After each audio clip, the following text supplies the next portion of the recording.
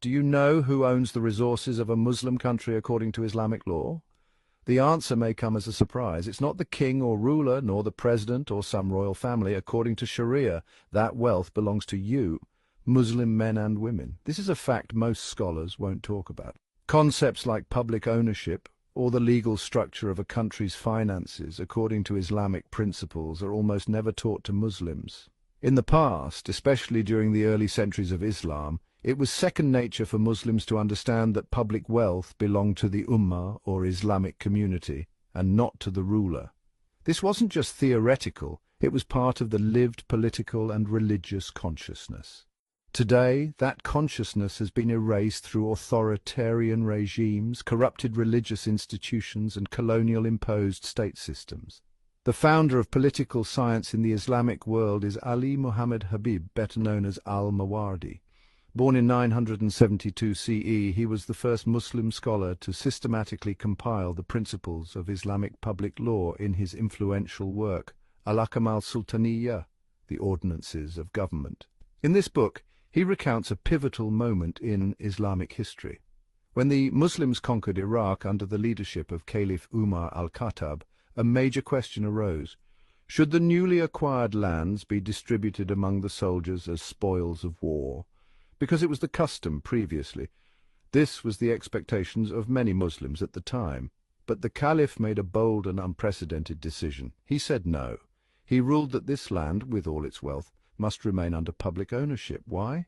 Because he thought beyond the present moment. He said, if I distribute it today, what will remain for those who come after us? He ensured that the land's resources would serve all Muslim, not just one generation, but the entire Ummah for all time. This was Sharia-based public policy at its finest. Where did Umar get this principle? From the Prophet Muhammad, peace and blessings be upon him, himself. The Prophet said, the people are partners in three things: water, pasture, and fire. Water and pasture are fairly straightforward, but fire may seem less obvious. In pre-modern societies, fire depended on access to fuel sources like wood, dried dung, or charcoal. If forests or kindling were controlled by a landowner, tribe, or ruler, ordinary people could be denied the ability to cook, stay warm, or survive. That's why the three resources mentioned by the Prophet Muhammad, peace and blessings be upon him, represent essential public goods. And by extension, this includes oil, gas, minerals, forests, and the natural wealth of a country, all of which should not be monopolized by the state or elites. So these are not royal assets, they are communal trusts, amana, given by Allah to benefit the people collectively. Although the principles of wealth distribution were established by the Prophet Muhammad, peace and blessings be upon him, it was Caliph Umar al-Khattab who, in response to the rapid expansion of the Muslim Empire, formally institutionalized these practices by establishing the Bayt al-Mal, the public treasury. This wasn't a piggy bank for royal families. It was a system rooted in the Quran and Sunnah to manage public wealth responsibly. Revenues from land, resources and taxes went into the Bayt al-Mal and were used for the orphans, the poor, the widows, infrastructure, education, public health, and the defense of the community. The point wasn't profit, it was service, justice, equity. Al-Mawardi also writes in the chapter of public finances, the wealth of the state is not the ruler's private wealth, but is held in trust for the Ummah, and if a ruler violates that trust, Islam is not silent. Even Ibn Taymiyyah, a scholar often quoted by preachers today, made this point crystal clear. In his Al-Siyasa al-Sharia, he wrote, the ruler is a servant of the Ummah. If he misuses the public's wealth, he is like a thief who betrays the trust. In Islam, leadership is not privilege, it is accountability. The ruler is not above the law.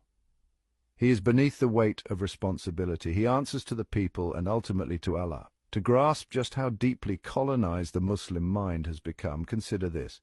In May 2025, Saudi Arabia pledged a staggering $600 billion in investment commitments with the United States, including $90 billion in deals signed by Aramco alone with American corporations. While this is being hailed as a diplomatic triumph, it comes at a disturbing time. Because right now, as Gaza starves under an Israeli siege, as children die from dehydration and malnutrition, The rulers of the richest Muslim nation are signing massive investment deals with the very power shielding Israel. Billions in oil wealth are being funneled into foreign banks, luxury estates and private jets. And the Muslim community suffers in silence and in betrayal. But Islam doesn't say that. Islam says the rulers owe you. You are the Ummah, honored by Allah, entrusted with dignity, not dependency. Muslims have been conditioned by preachers today to think their basic rights are royal favors, but according to Islamic law, the wealth of a nation is not a gift from the palace. It is a God-given right of the people. The rulers are not the owners. They are custodians, nothing more, entrusted by Allah to serve, not to hoard. At the very least, every Muslim today has a duty to